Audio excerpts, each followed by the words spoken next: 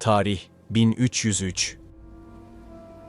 Anadolu'da yıkılmaz sanılan bir imparatorluk yavaş yavaş çözülüyordu. Bitinya'daki yaklaşık 1300 yıllık Roma hakimiyetinin sonu artık görünmüştü. Ama bu çöküşün ortasında hala silaha sarılan, hala direnen yerel güçler vardı. Roma'nın taşradaki valileri, bizim onlara verdiğimiz adla Bizans tekfurları. Bir yıl önce Bafeus Ovası'nda alınan ağır yenilgi Bizans için bir uyarıydı. Osman Bey'in birlikleri düzenli Roma ordusunu bozguna uğratmış, güç dengelerini alt üst etmişti. Bu artık sıradan bir sınır çatışması değildi. Yeni bir siyasi ve askeri gücün doğuşuydu. Ve Osmanlı'nın yükselişi, Bitinya'daki Doğu Roma'nın sonu demekti.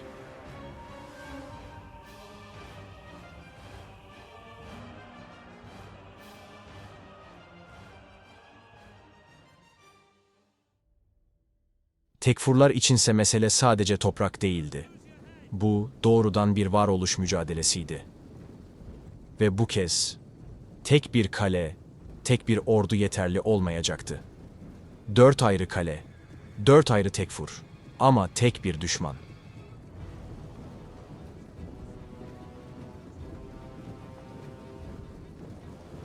Roma komutanları bir zamanlar küçümsedikleri bu gücü artık ciddiye alıyorlardı.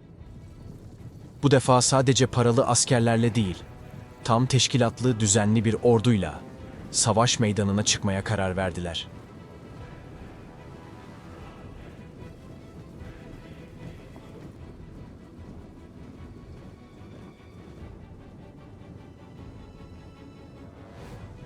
Osman Bey için bu savaş yalnızca bir toprak mücadelesi değil, bir mesajdı.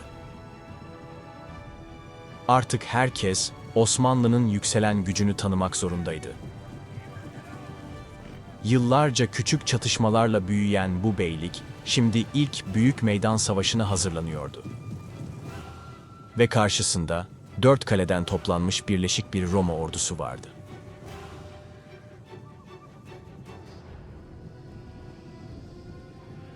Osmanlı kuvvetleri yaklaşık 5000 kişilik seçkin bir süvari birliğinden oluşuyordu.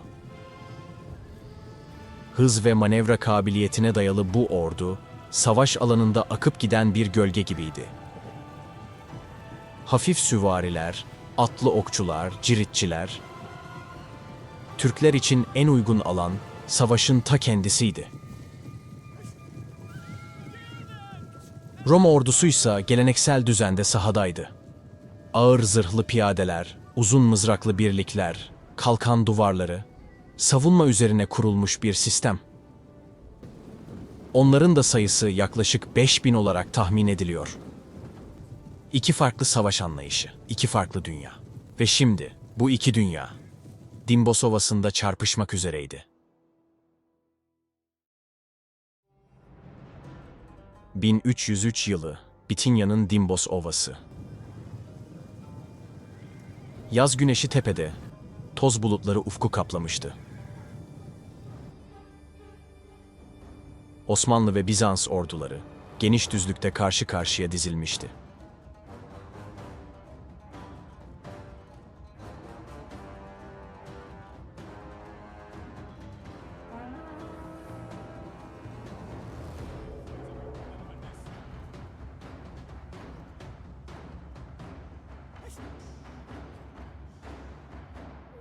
Öğle saatlerinde Osman Gazi ilk taarruz emrini verdi.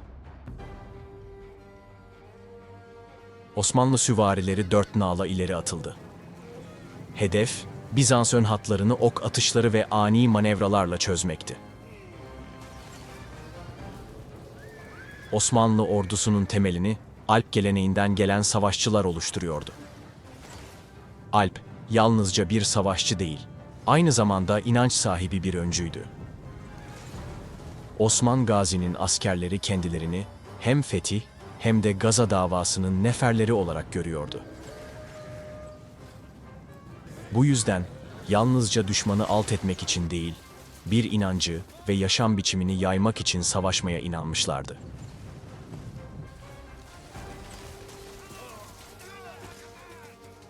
Osmanlı ordusu tamamen Türklerden oluşuyordu.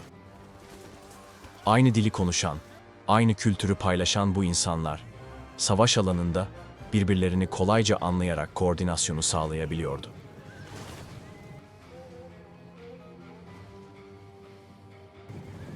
Bizans ordusunda ise düzenli askerlerin yanı sıra farklı diller konuşan paralı birlikler vardı. Onları savaş boyunca bir arada tutmak her zaman kolay olmuyordu.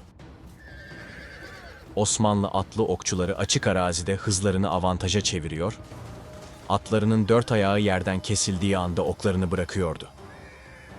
Bu teknik, düşmanın kalkan aralıklarını hedef almak için geliştirilmişti. Ok yağmuru altında Bizans öncüleri kalkanlarının arkasına çekiliyor, düzenlerini korumaya çalışıyordu.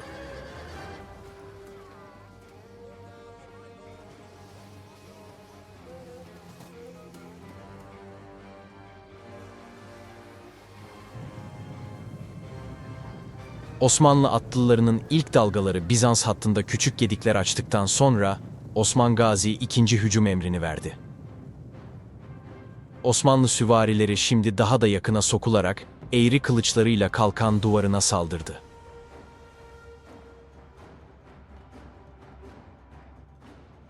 Osmanlı atlıları çevik manevralarla Bizans merkezini sabit tutarken diğer birlikler geniş bir yay çizerek kanatlara sarkmaya başladı. Sağ ve sol kanatlardan yapılan baskı Bizans düzenini zorluyor. Arkadaki askerler arasında huzursuzluk yaratıyordu. O dönemin savaşlarında asıl amaç karşı tarafın tamamen imhası değil, düzenini bozup kaçışa zorlamaktı. Bu taktik, savaş sonrası esir ve ganimet alınmasını kolaylaştırıyor, düşmanın savaşma gücünü kırıyordu.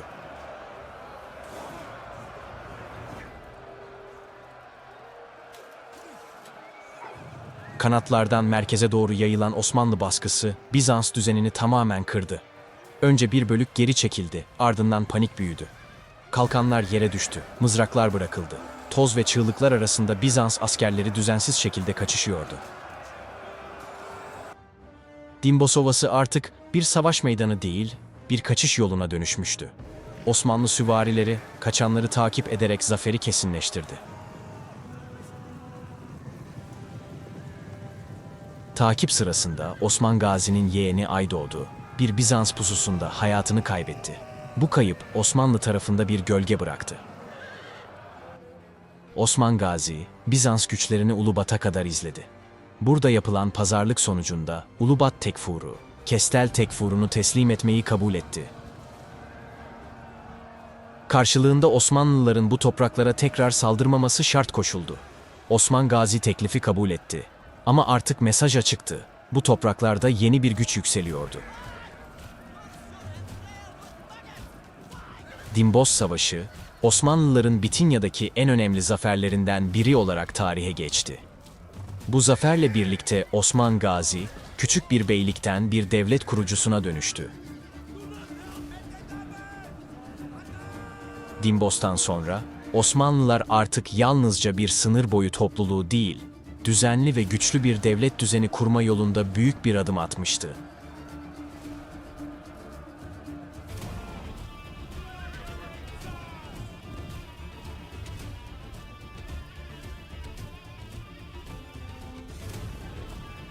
Osman Gazi'nin adı, Anadolu'daki Türk boyları arasında hızla yayıldı.